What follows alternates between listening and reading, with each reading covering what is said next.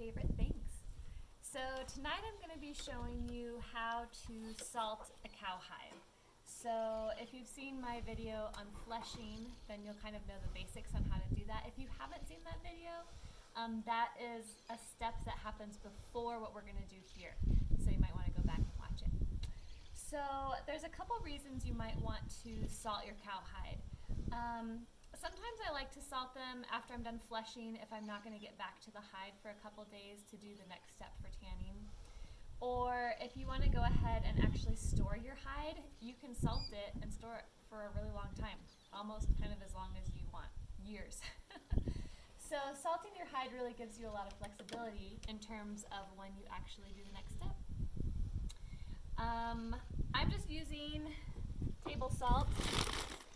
This is a 25-pound bag that I buy at our local grocery store, and I think it costs about $6 or $7. So it's not super expensive, and I won't use this whole bag on this hide. So basically what I like to do when I'm salting a hide is I just like to dump a generous amount of salt on the hide, pretty much all the way around. And then I just pick a spot and start working that salt out to the very edge of the hide. So you want to make sure that you're pushing the salt all the way out so that everywhere that there is skin, there is salt on it. And if you're going to be storing your hide after salting it, you want to leave it laying out like this hide is, spread out and open for at least 2 days with the salt on it. And you want to see that there's no pools or puddles of moisture accumulating on your hide. So if you do have some moisture starting to puddle, especially if it's flat like this, you'll want to make sure to just kind of drain that puddled liquid off.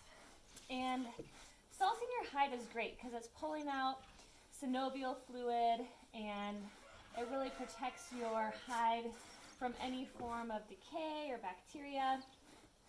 So salting is just helpful to your tanning process, and it helps you to be able to not rush and take the time that you need before you get to your next step.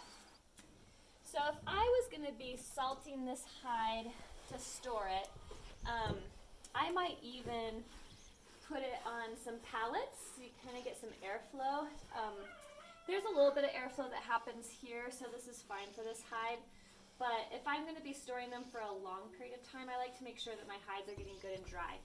So I will put them on a couple pallets, and I like to put them at an angle so that it's slightly raised on one end, and that helps all of the liquid that this is going to pull out of this hide to run off the hide so it's not pooling on it.